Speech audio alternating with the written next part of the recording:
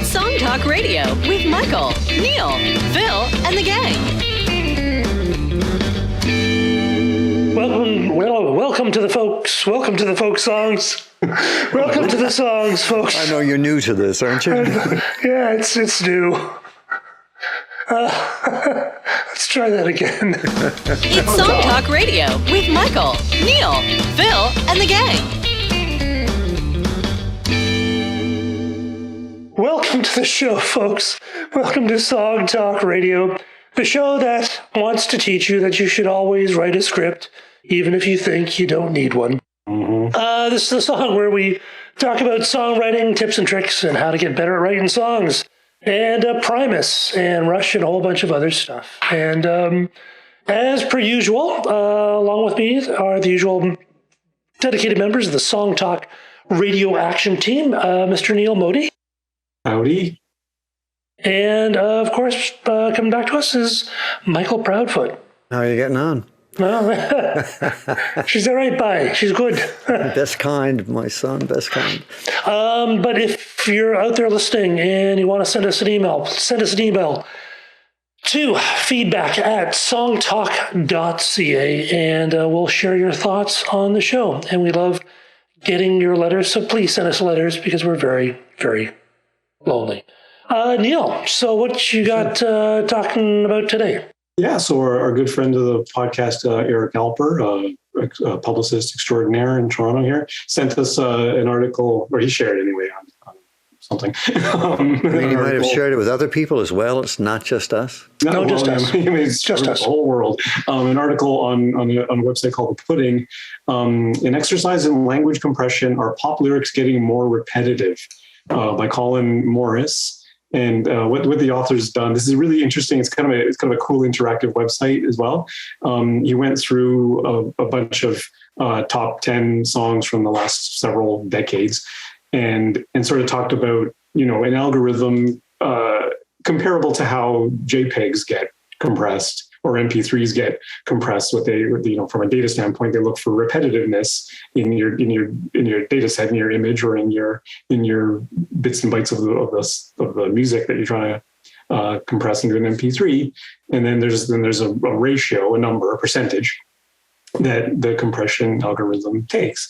And, something that's, 30% compressed means there's not too much repetition in that data set. And something that's 90% compressed means there's a heck of a lot of repetition, and it can really shrink down considerably. And as expected, he went through all these songs and found that as time went on, decades go on, generally things are getting more compressed or more repetitive.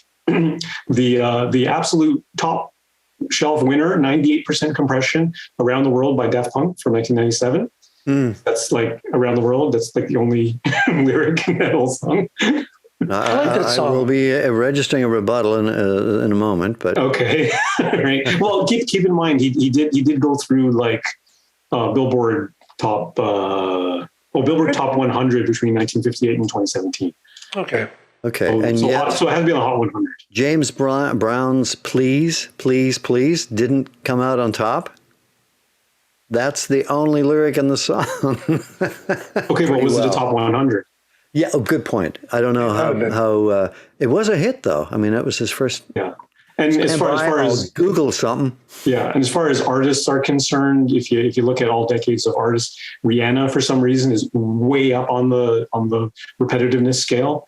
Frank Sinatra and Elvis Presley are at the other end, and everyone else is kind of in between somewhere. And you can even search by specific artists. He's got a little drop-down menu that shows the graph on specific artists and their particular songs. Mm-hmm. And where their average of repetitiveness is, and which one of their songs are more repetitive and least. And the interesting thing, of course, is that for lyric repetitiveness, he also got a little profile on by genre, and of course, country and hip hop, least repetitive of all the genres. That's pop true. And rock, much more repetitive, because those genres, the hip hop and the country, lots of words and lots of lack of this, verses are different, your choruses are different, everything's different in rap, especially. Right. Well, rap is very lyrically complicated. Yeah. Sometimes. Yeah.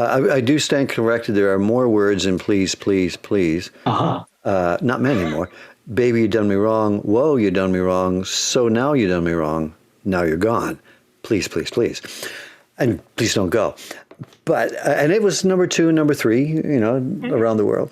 Mm-hmm. But that leads me to, I think great vocalists can get away with little or a lot of repetition, because you're not listening necessarily to the word, you listen to the emotion of how the words are conveyed. Yeah, that's certainly some of it, and certainly some of it is what people expect. If you're dancing to it, if you're like, you probably don't care, really. Exactly. So the words, there's nothing meaningful in there. But the other interesting metric was that the songs that reached the top 10 on average were more repetitive than the rest of the songs in the top 100. That's interesting. Right? Like by a significant margin. Well, I was thinking about, I was driving home the other day and I heard a Bryan Adams song. And Bryan Adams, terrific singer, great songwriter, very successful. But the lyrics are not the strong part of his songs. And I forget which song this was, but it was the most simplistic emotions. And I thought, well, this will translate well. Like, it's, and I don't mean just... like it'll translate across languages, because even if English is your second language, you'll still get it. Mm-hmm. But also, it's not a lot of complicated emotions. There's no irony. There's no wordplay. It's a little more direct. So perhaps simplicity in lyrics does help you have a better hit, as long as everything else is firing on all cylinders. Yeah. And of course, the difference between simple and repetitive. That's true. And this algorithm is measuring repetitiveness, right? It's measuring repetitiveness. Yeah, and it's kind of, I was just looking at it like in the way that when you compress a GIF or a GIF or a JPEG, a TIFF or whatever, they're getting rid of information they don't need. So they're applying that information to lyrics and to go, okay, if this lyric is repeated, okay, how much compression can we do? How much can we discard?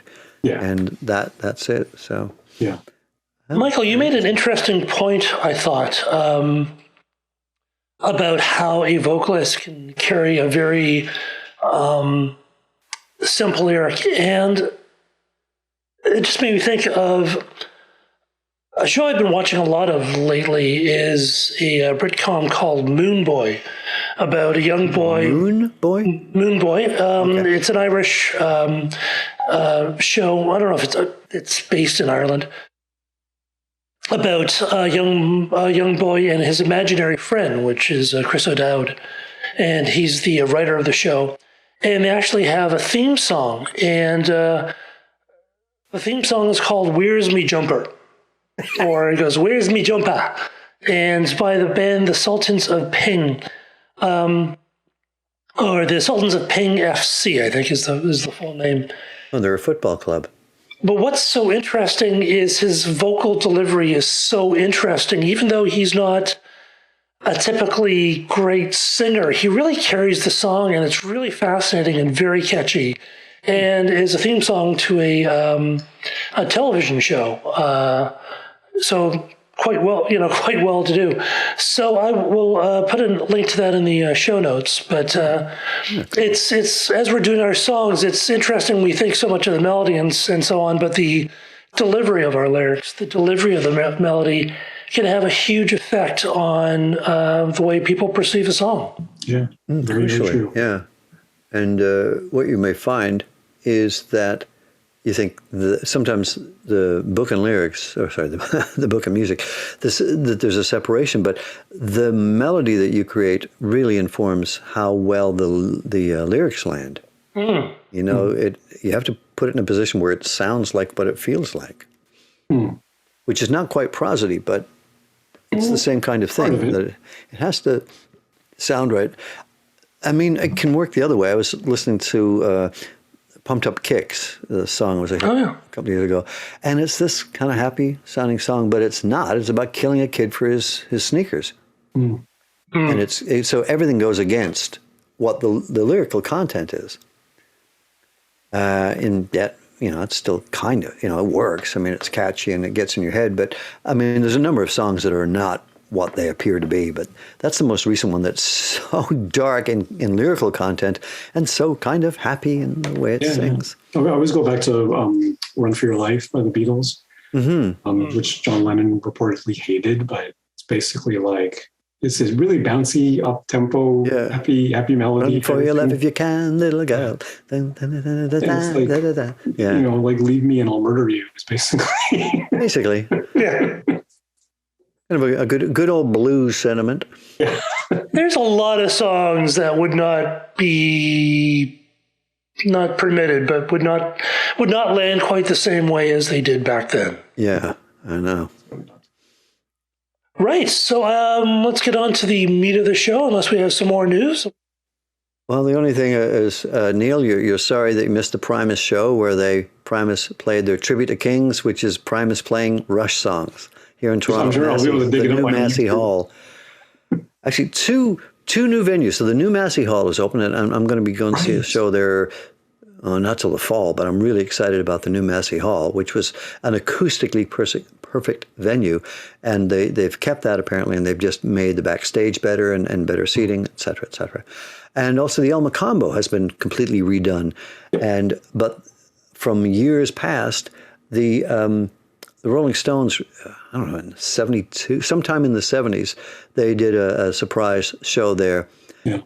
And there's been a bootleg going around of that show for years.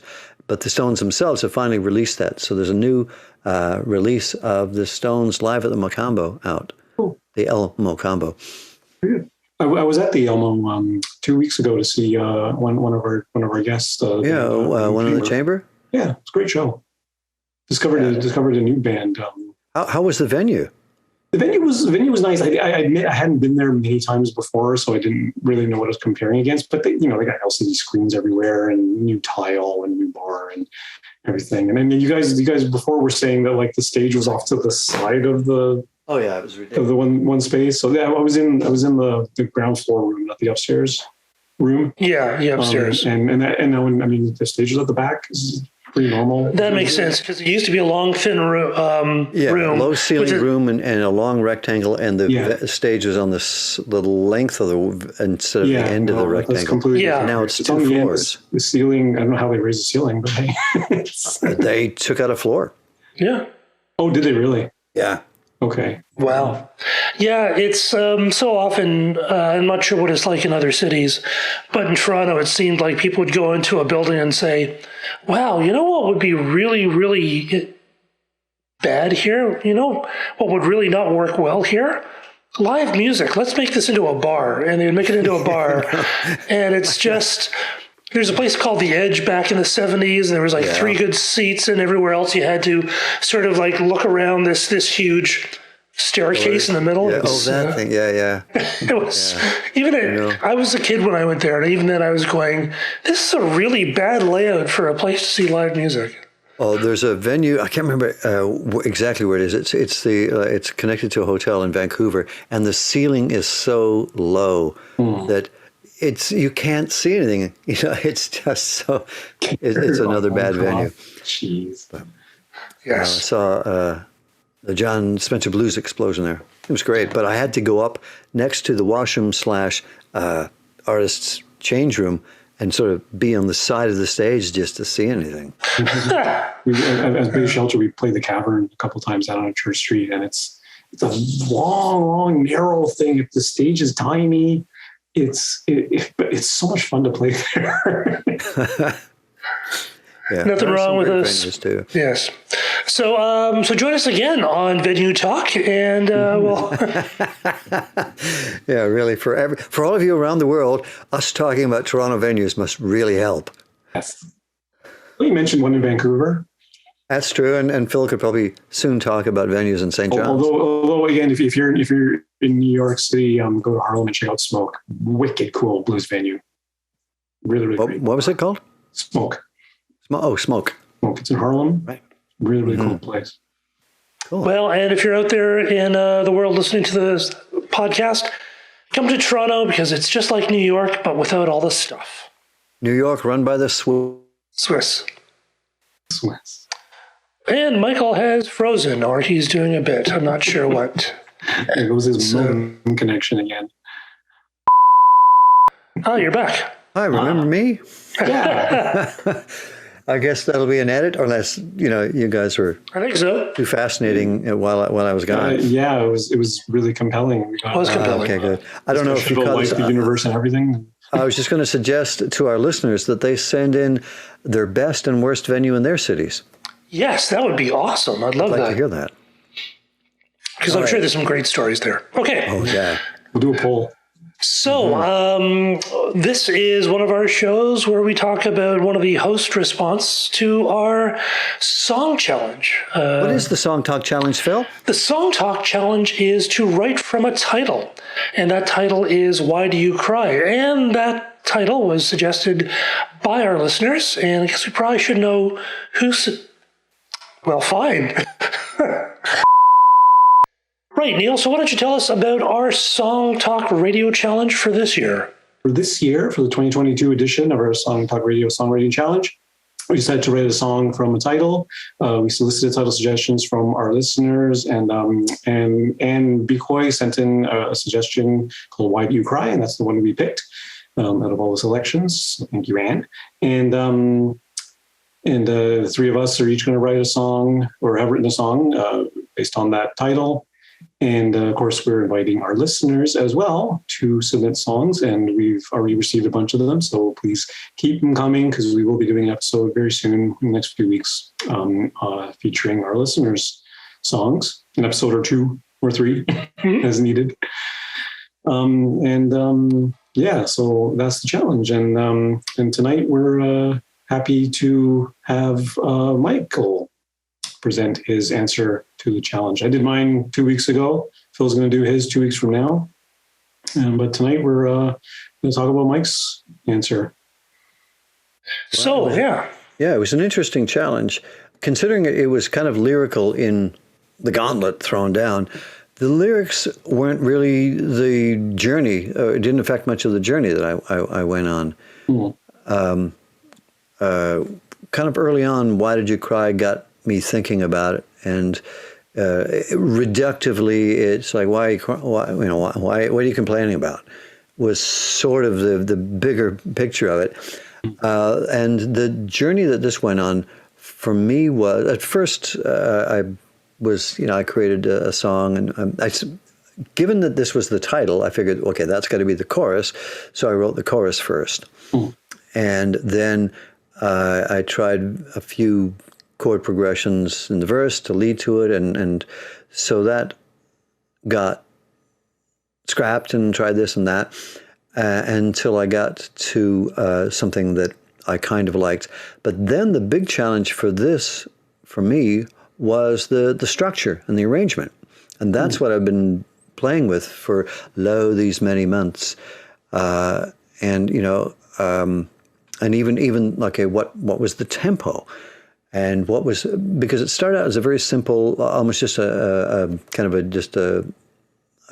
E, or an E major 7, kind of just a kind of a groove, and a build from there. And I thought, well, that'll be easy. And it wasn't, because what is the right tempo? What is the right groove? And as I added lyrics to it, especially in the verse, that it would, I can just, cut it to fit almost.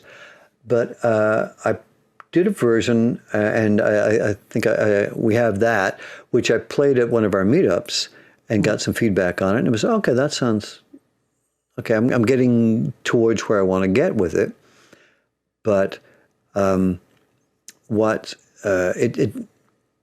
I'd listen to it back and go, okay, well, this goes on too long, or this doesn't work, or whatever. But it was mostly time signatures and structural things. And I'm still working on it, but I'm a little happier at where it got to. You were saying before the show started that, like, some of the lengths of things are weird, like the verses are different lengths of, like, yeah, and they still are.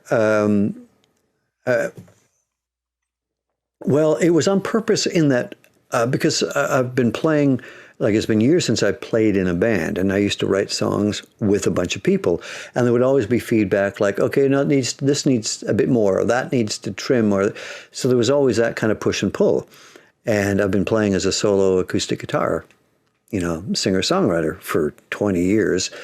And so I can vamp out a bit if I want to, I can stretch or fill or shorten depending on the vibe I'm getting from an audience or how it sounds in my ears. So I've I have been less concerned about that.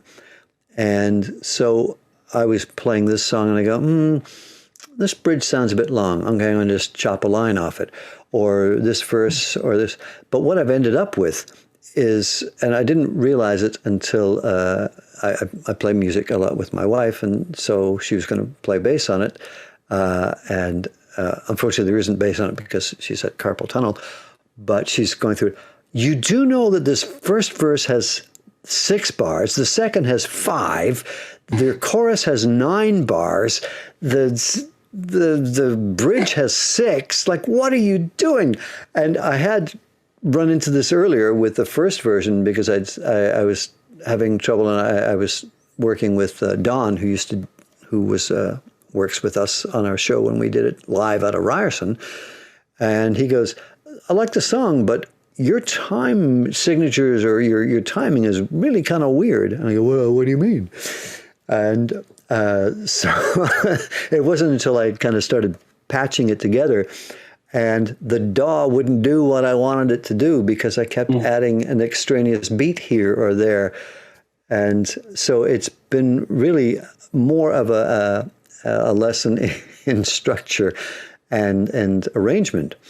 What was working for me, though, was the idea. I wanted to keep it as sparse as possible and also have as many different ways of playing it. So I don't, like, each verse is sometimes played on a different instrument. The chorus has different instruments, so they keep coming and going in it.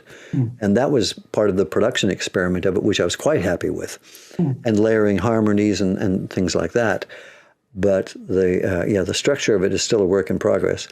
So does it really bother you that there are different lengths of things? If it like doesn't, like, you asked me to put the MIDI drums on this thing, and yes, thank you. And when you played the drums on it, that really helped solidify it. Yeah, because to be honest, I didn't notice, and then certainly I didn't, like, I put it in at the tempo you gave me, and it lined up. Like, there was no extraneous beats. There might have been, a measure here, a measure there, but I just play along to it on my keyboard. And I'm like, okay, fine. It didn't bother me that if the verse 1 and verse 2 were different lanes, because it fit the lyric, and Yeah, I'm ebbing and flowing on it because every extra beat or extra bar is there to me for a good reason. Like, the bridge is 6 bars long because when it was 8 bars, it seemed too long. Yeah, exactly. But I was having trouble with I used Logic, and I was having trouble, using the arranger in it because when it would, because I thought I'll make the arrangement and then I'll mock up using Drummer. But when the drummer function was implemented, it didn't line up. It didn't recognize it. Like, it wants it to be a bit more regular, or I don't know how to use the software well enough to override it. There's always user error as a factor. That's true. When it's me. Well, I'll tell you something very, very briefly. On my song, I was using Native Instruments Acoustic Strummer, which is a pattern-based acoustic guitar plugin that I recently got with Complete 13. I don't know if you guys noticed this on my song. I have 6/4 measures, or 6/4 bars.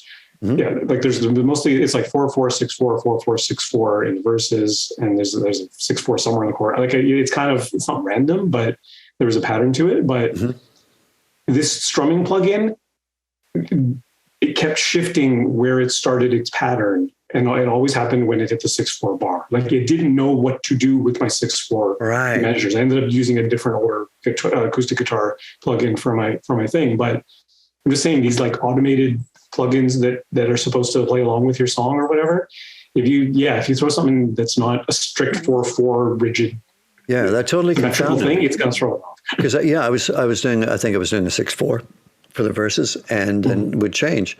And again, it's probably you probably can do it. I just didn't know how to do it. But it would confound the automatic drummer function. Yeah. I went back and forth with the Native Instruments support, and even asked people on Facebook and stuff like that, and no one could solve my problem with support. So. Okay.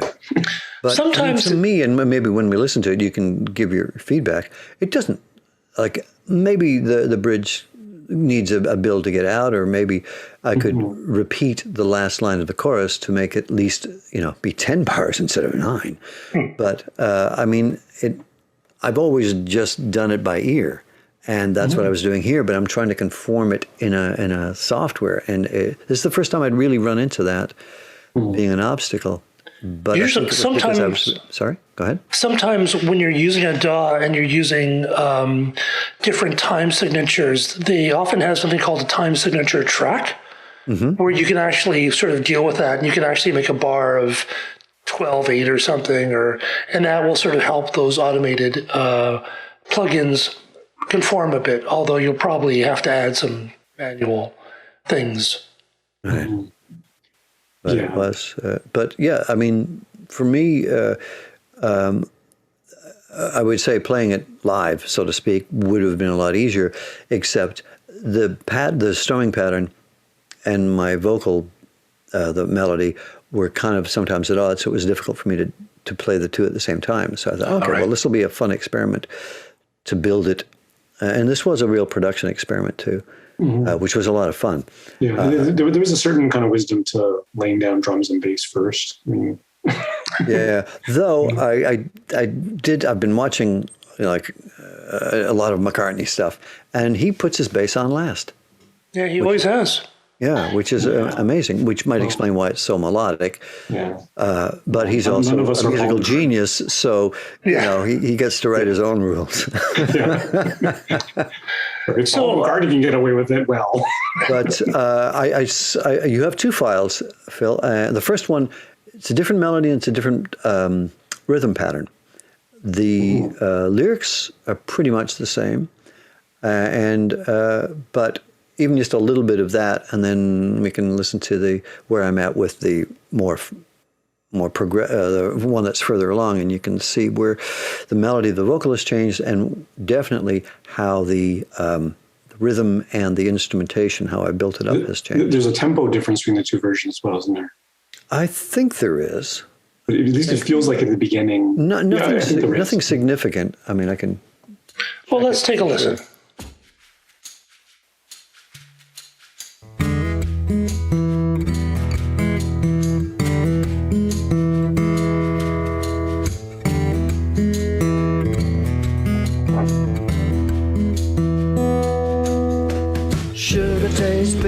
Especially after drinking, I can tell your fortune, but I don't know what you're thinking.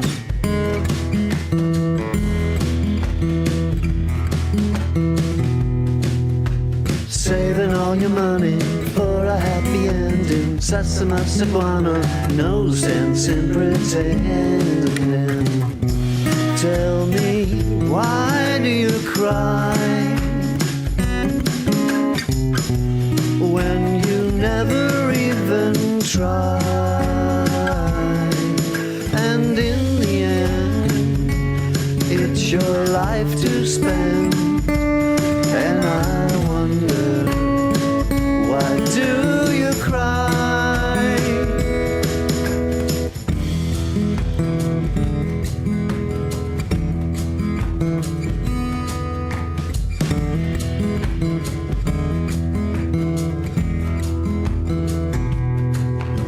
Living in a cell, voodoo doll for pleasure, staring at the wall, trapped in mommy's treasure. They love before your mind and your tunnel vision. You can tell that was sort of a quality I really kind of like. That sort of kind of rough blues kind of feel to it, you know? Yeah, it's got a really great shuffle to it, actually. It's kind of a Mungo Jerry kind of in the summertime when the weather is hot kind of thing. And I was kind of, I was listening to a couple of Jack Johnson songs, and I thought, that could be good. But once I started putting stuff together, I go, okay, where do you want to go? I seem to, I don't seem to be the one driving.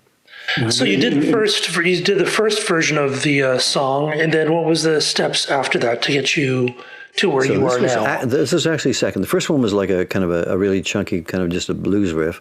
Then got to this, and then this one was the one where I was having trouble, really having a lot of trouble lining up the automatic drummer to give me a rhythm that I liked all the way through. And so it was a little too laid back, and I scrubbed that, and I recorded something else, I think, and I sent to Neil, and then he sent me back a drum track, and that really helped. And then, so I took the drum track, and then I re-recorded everything else, and then when I re-recorded everything else, I had a better, what I thought, it was a vocal melody that I liked better, and then that really helped. And so I just kept building it from there. And it got closer to what I'd wanted it to sound like in the first place. Now, how did the title drive the song? Why Do You Cry? I thought when we were choosing from all the titles, I thought that was the most evocative in that it could mean a lot of different things. And why do you cry? And we talked about, I think, are you being sympathetic to the person, or, I'm not sure what triggered it for me, but the idea being, why do you cry when you have everything? Like, it was a bit of tough love, or it was like, quit your whining, in a sense that, and that's, there's a line in there, living in a cell with a voodoo doll for pleasure. Someone who's like hunkered down and, like not leaving the house and just is more interested in vindictiveness and hurting, like blaming other people than doing something with themselves. And so the lyrics I wrote are a little ambiguous, or could, be interpreted in different ways. But the chorus is pretty straightforward. And that was something that I thought, okay, I can stand to have lyrics like there's a line in there, Sasamasa Guano, which... What's guano? Well, guano is bat shit. Poop. Bat poop. Such a mess of guano literally is like, a lot of bat shit. But also there's a Clash song that I love, Jimmy Jazz, where they sing Sasamasa Guana for Jimmy Dread. Oh, okay. And I just like the sound of it. And so it was a dummy lyric when I was like writing a melody. And then, so it's just there kind of to please me, but then it kind of made sense in the lyrics.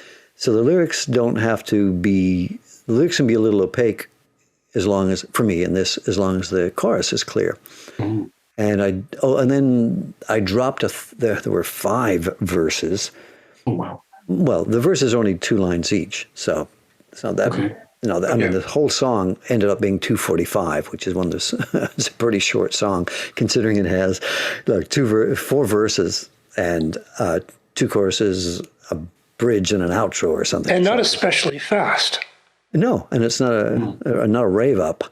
But the 5th verse was a little prescriptive, and I don't care for that lyrically. Look outside the window, there's a better world, and I mean, I like the line, like, forget the pot of gold, be happy with a rainbow.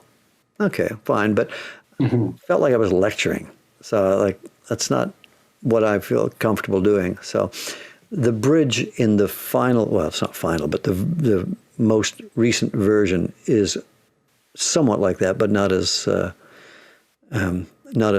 come on, put on a happy face kind of feel. The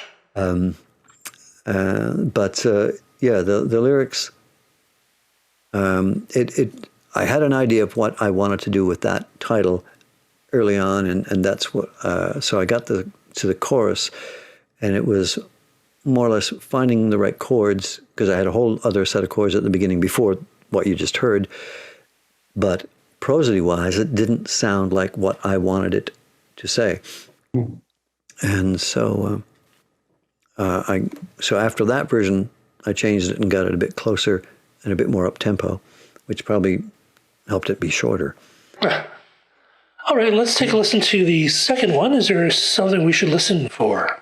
What am I liking that?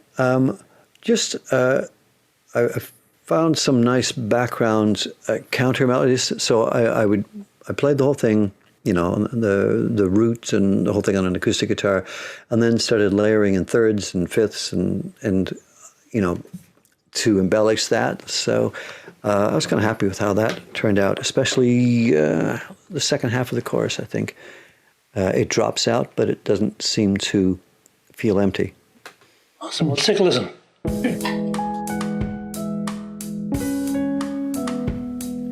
Sugar tastes bitter, especially after drinking. I can tell your fortune, but I don't know what you're thinking.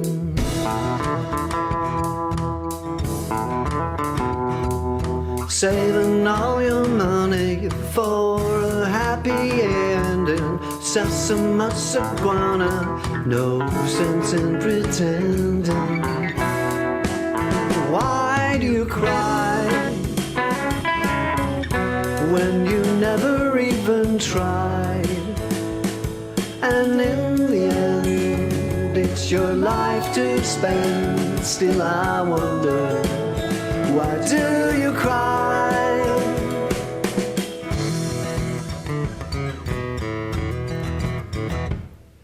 Living in a cell of voodoo doll for pleasure, staring at the walls, trapped among your treasure. Love you for your mind and your tunnel vision. You can tell the time, but you ain't nobody's pitching.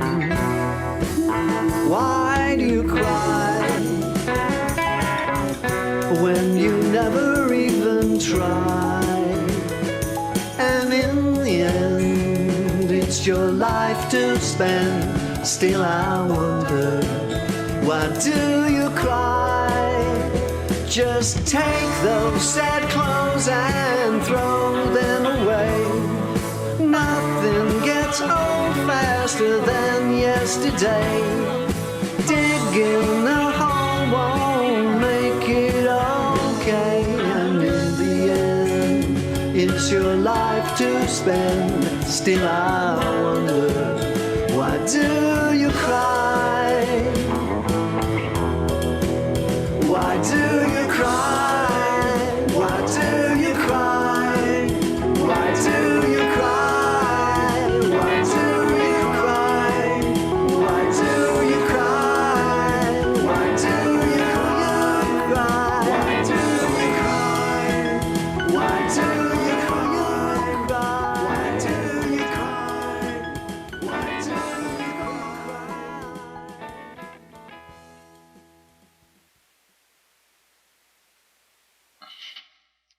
Neat. Pretty cool. Is there like a low vocal on one of them? Like In the second verse, yeah. yeah, that was you just going. Yeah. And then in one of the parts, there's a very high kind of John Anderson vocal too. Yeah. Still I wonder.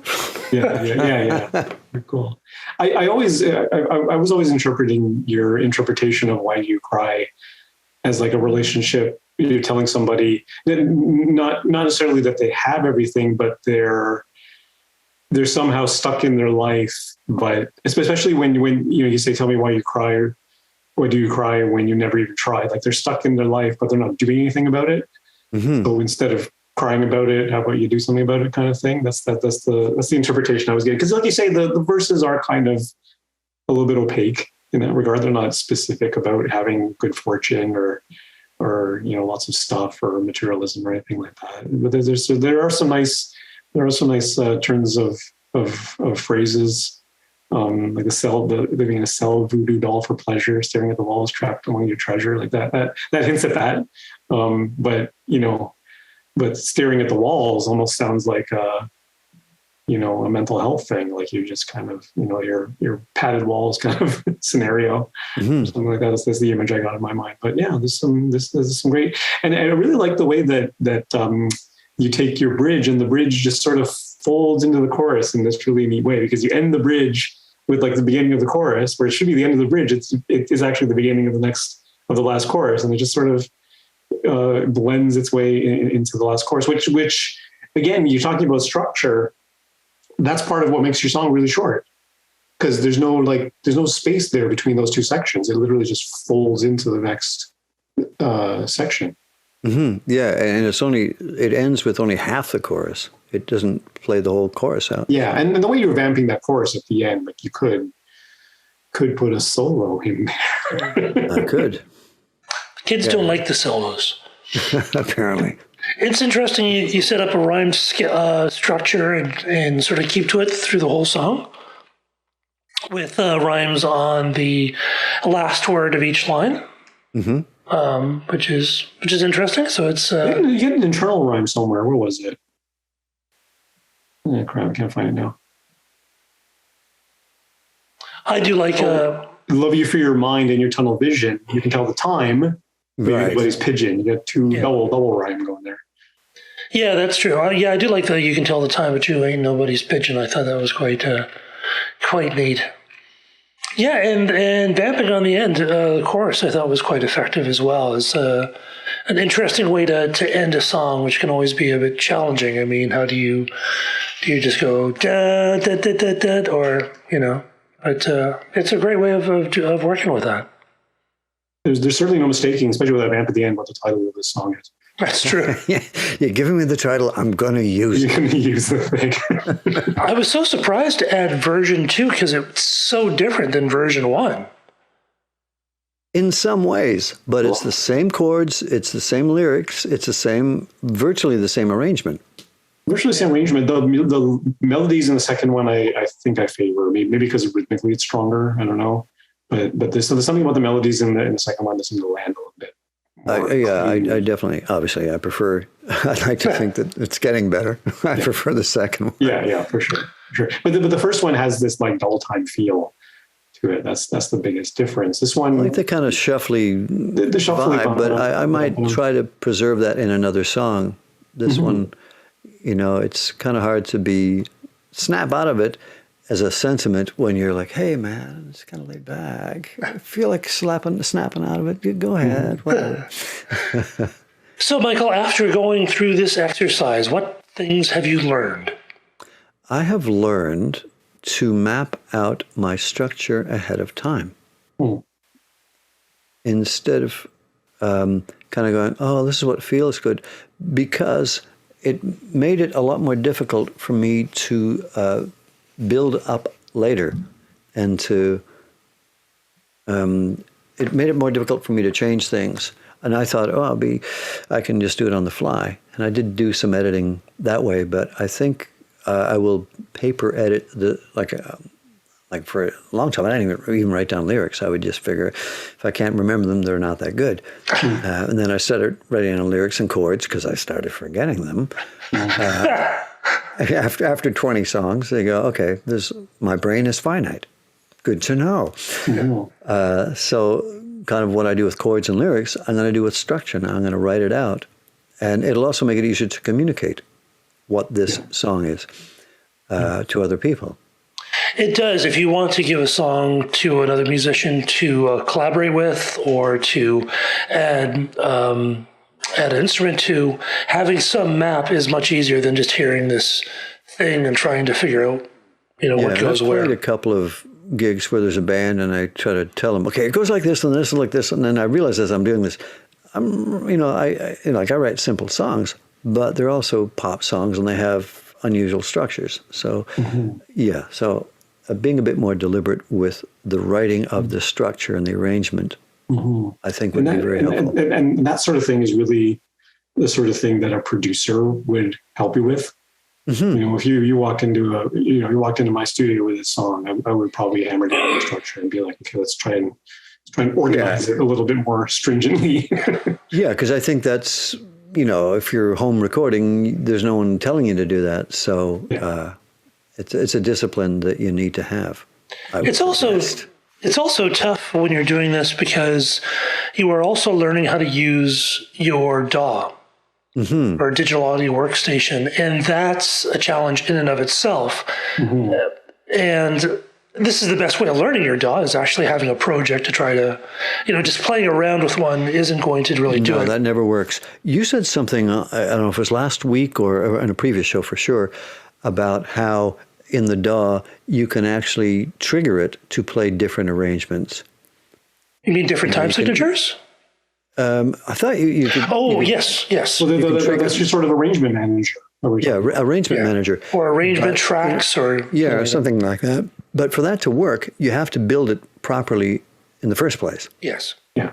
And so that's, I think, that's something, because every time I would rearrange this song, and there was a lot of editing, like dropping out verses or trimming this or that, I would just make another copy and edit it, as opposed to being able to do it within the same project with Arrangement Manager. So, I think the lesson for me from this was about arranging and planning. I mean, all that being said, I'm a firm believer in technology to serve us, not the other way around.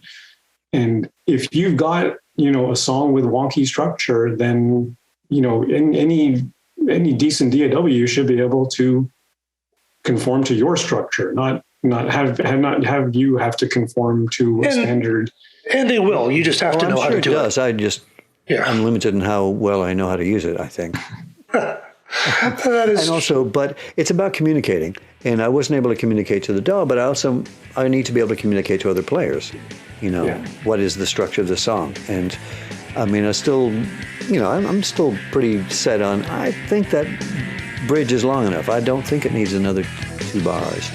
I mean, maybe I could change how it builds, and I appreciate that you like the way it transitions back into the chorus with that. I thought that was pretty neat. So, and also, every pop song's been written, so, let's find where it hasn't been done and try to mess with it. That is very true. Well, that's great. I think I'm hearing the band. Oh, well, it's time to go. It's that time. Thank you, Michael. We're going to hear your song soon. Yes. It's been a complete different approach for me, and it's kind of fun. I've never done it before. I don't know how different it'll sound from the other stuff I've done, but it's been a different journey, and that's kind of the whole point of this. That's what a challenge is for. Indeed. Out of your comfort zone. Well, that's all the time we have today on Song Talk Radio. We'd like to thank our guest, Michael, for being on the show. Thank you for being on the show, Michael. It's lovely being here. Don't forget that we want to hear from you, so send us an email with your thoughts and comments to feedback@songtalk.ca, and you can find all the links to all those services and products and stuff that we mentioned here on the show on the resources page. And if you've got a computer, join us for the next Song Talk meetup, held once a month. Free to attend on meetup.com, blast, and there's people there from all over the globe. And I think that's about it. Neil, how do people get more of you? For me at neilmode.com. And how about you, Michael? Well, I think you've had enough of me tonight, haven't you? You can also try Proudfoot420 on Instagram. And of course, you can get more of me at philemery.ca. Stop by the website at songtalk.ca to past browse shows, and apparently I've had a stroke. Good, Phil. Nice, boy. Him good read. Anyways, apart from my having a stroke, stop by the website to browse past shows and find out how you can be a guest, because I'm ever so eloquent. Thanks for past browsers. It's perfect. Thanks for listening, everyone. We'll see you next week. Good night. Good night. Night good.